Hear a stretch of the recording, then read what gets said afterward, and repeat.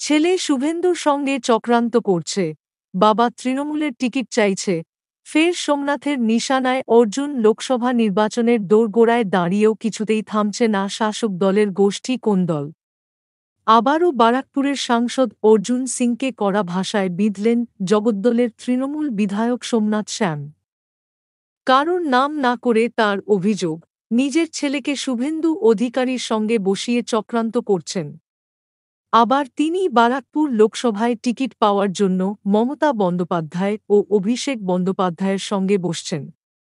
সোমবার বারাকপুর দমদম সাংগঠনিক জেলা তৃণমূল সভাপতি তথা বরানগরের বিধায়ক তাপস রায় দলের সব পদ থেকে ইস্তফার পাশাপাশি দল ছেড়েছেন।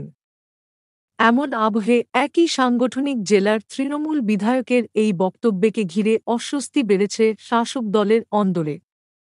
আগামী ১০ মার্চ ব্রিগেডে তৃণমূলের জনগর্জন সভার প্রস্তুতি হিসাবে নোয়াপাড়া বিধানসভার ইছাপুরে রবিবারই কর্মীসভা আয়োজিত হয়।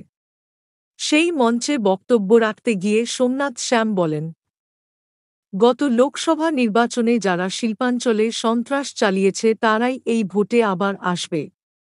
তারপর তারা আবার জামা পাল্টে অন্য কোথাও চলে যাবে। এই লোকগুলোকে ভুলে যাবেন না।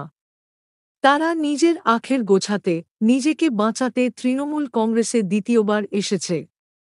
বিগত দিনের তৃণমূল কর্মী খুনের ঘটনা উল্লেখ করে বিধায়কের প্রশ্ন, এদের বারাকপুর লোকসভায় প্রার্থী করে পাঠালে নিহতদের পরিবার মেনে নিতে পারবে?